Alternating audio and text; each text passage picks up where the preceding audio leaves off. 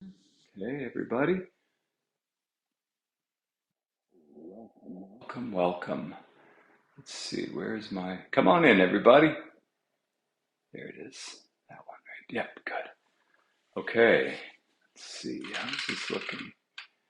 My brother David is the first one to pop up here. David, I know you asked me to start earlier. I'm sorry. I'm actually a minute late today because, well, I was thinking of my story. So, my little beep beep story. Yes, today's a beep beep day. Hello there, Jessica and Martin. Good morning. Great. Okay, Nancy. Here we go. This is the time when I say hello to Anne and Roberta and Lori. And also Vivian, if Vivian is watching. I'll say it again later if she pops up, but I saw Vivian yesterday. I was at Christ Our Redeemer in Niceville. And this happens a lot. People sometimes say to me, "You never say my name." Well, yeah, I know. I do it at the beginning. Hello, Jacques. Hello, Nita.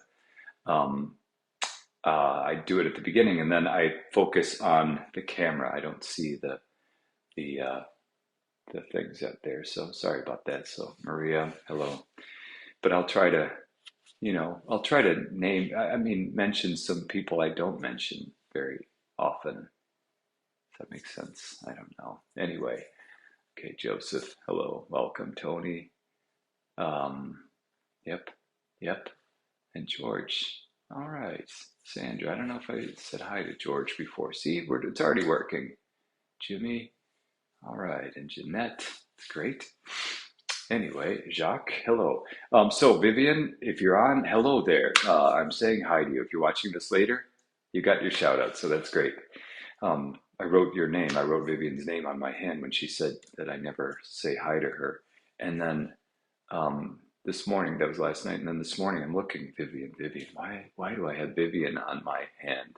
I guess I'm praying for her. So I prayed for you, but then I just remembered it's because you wanted a little shout out here. So hello. And to everyone, if I don't say your name, sorry about that. But I see you. I go through and read all of the comments after the Facebook Live. So that's exciting. So and I do look at it all, even if I don't comment or anything like that. All right, let's see. How is this doing? I'm just moving this a little bit. There's Sally Vaccaro. Hello there. Normally from Midwest, but now visiting down here. So that's great. Okay. Someone said, aha, James Adams is watching. James says, did you know it is Bishop Ricard's birthday today? I did know that, and I called him this morning, as I do every year on his birthday. Bishop Ricard also lived here in this house. He was the longest serving bishop here in the diocese, 13 years. And then after him came Bishop Parks and then me. But anyway, his birthday is on February 29th, which I think is pretty neat. Maybe there's some others watching here who have a leap year birthday. I would think that would be really neat. And I asked him that. I said, isn't that pretty neat? And he said, no, it's not. I didn't like it growing up. And I guess, because he didn't have a real day or, 3 years in a row, he didn't have a real birthday. But I said, come on, you celebrated it on the 28th or March 1st. And he said, yeah, but I wanted my own day. It only comes around every 4 years.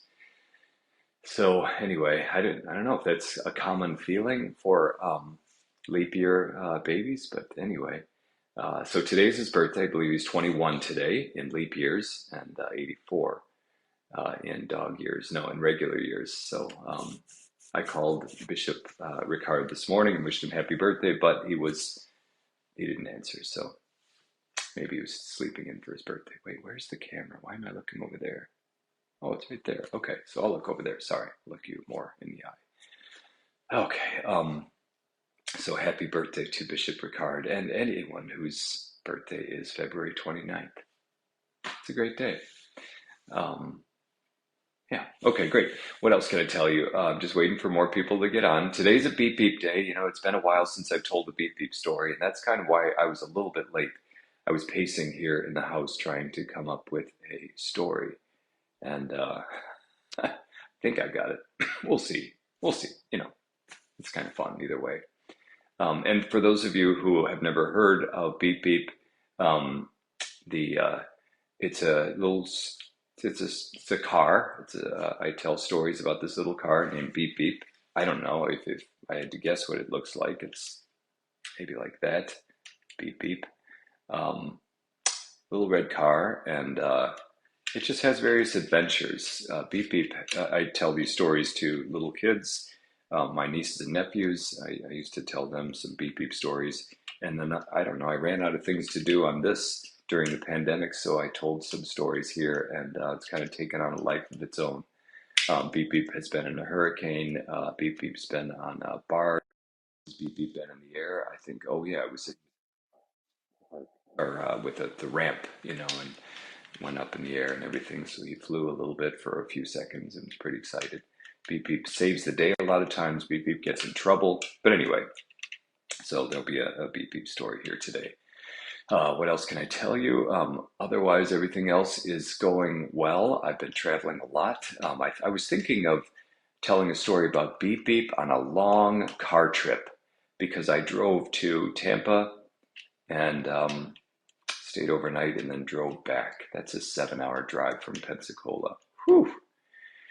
Actually, I was already in Tallahassee and then I drove down, so it was 4 hours there, and then but 7 hours straight back. It's a lot of driving. And I thought, how can I tell a story about Beep Beep going on a long car trip? I thought about it. Not a lot to talk about because it's boring. Even for a car, it's a long, boring drive. But thankfully, it all went well. I'm safe. And that meeting went well, and the gathering did there. I visited our seminarians. If you recall, I did that last week.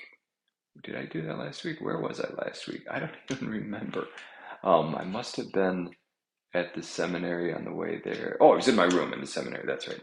All the guys are doing very well, and then I went up to Tallahassee for the rite of election, the Scout Mass. We honored the Scouts, the Heritage Girls, and all the Scouting community. And then there's one more thing I did. Celebrated, the Jubilee Mass on that side of the diocese. All those who are married, 1 year or 5 or 10 or 15, 25, 50 or higher. And there was someone there, again, they were married 70 years. So it was really neat. It's nice to celebrate with the community there. Otherwise, I've just been driving all over in that little car that I don't call Beep Beep. Remember, my car's named Julie from the Love Boat, the cruise director. But anyway, okay, I got to get on with this. Okay, it's time for a Beep Beep story, and today's story is entitled Beep Beep's Bad Day. It's a bad day for Beep Beep, but you'll see, hang in there, hang in there. Usually things turn around, but I don't know about this time. I haven't really practiced the ending, so we'll see how it ends. But anyway,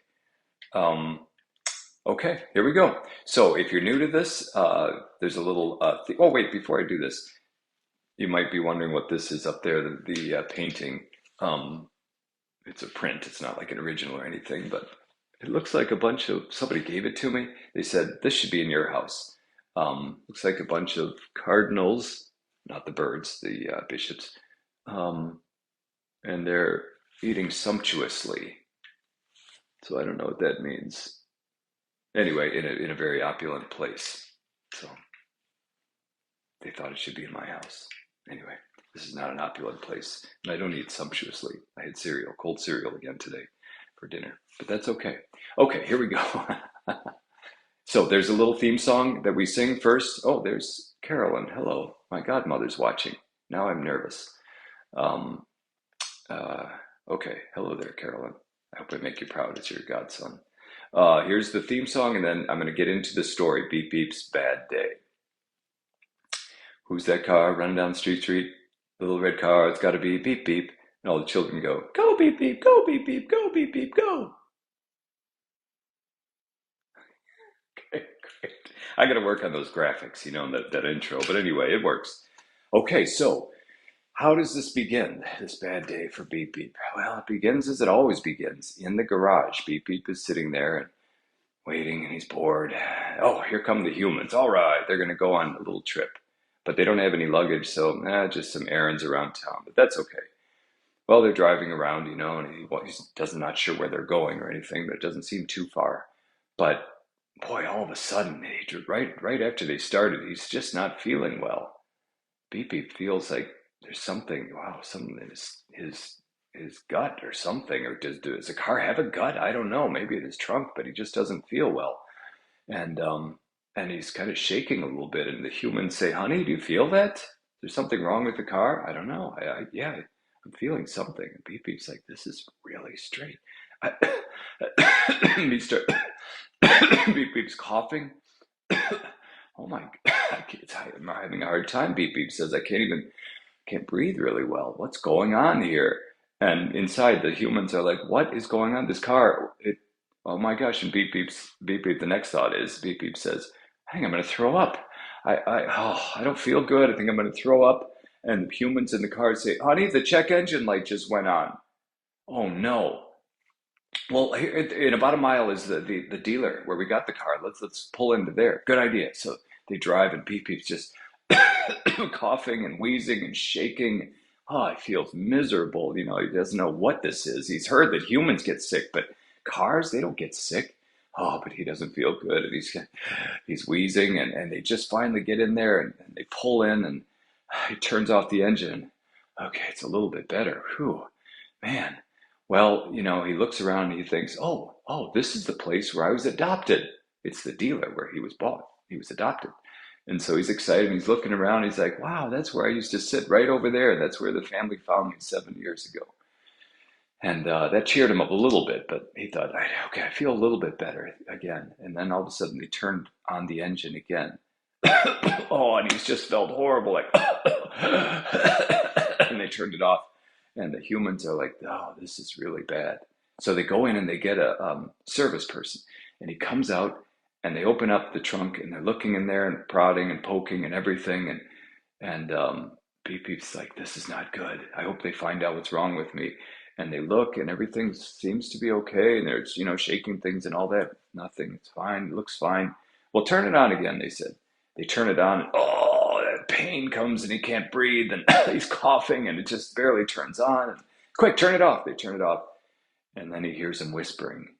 He doesn't know why they're whispering. It's almost like they're trying to keep a secret from him. But anyway, they're whispering, and they're looking at him. They step away, and they're like, all you can hear are just these little snippets of their conversation, like, it's been a good 7 years. Yeah, yeah, maybe it is time.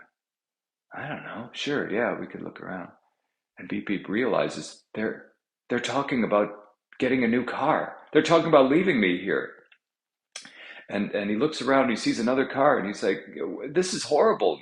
The guy's like, what's horrible? He's like, I think my humans are gonna buy another car. And the car's like, yep, look, they're looking around. Looks like they're gonna buy another car. You're going to the junk pile. Junk pile? No, I'm fine. He said, I'm not going to go to a junk pile. I'm just, everything was fine this morning. Why is this whole day is going wrong? What's happening? And he looks over to the car next to him, and she's like, you don't look so good. Aren't you Beep Beep? Remember when we were adopted here together? And he says, yeah, I don't feel well at all. And she said, you don't look well. You're going to the junk pile. And he's like, why does everyone keep saying I'm going to the junk pile? Even if they did sell me, and they're not going to, I'd be bought by some other family. I mean, why just stop saying that? It's like, well, the economy's pretty bad.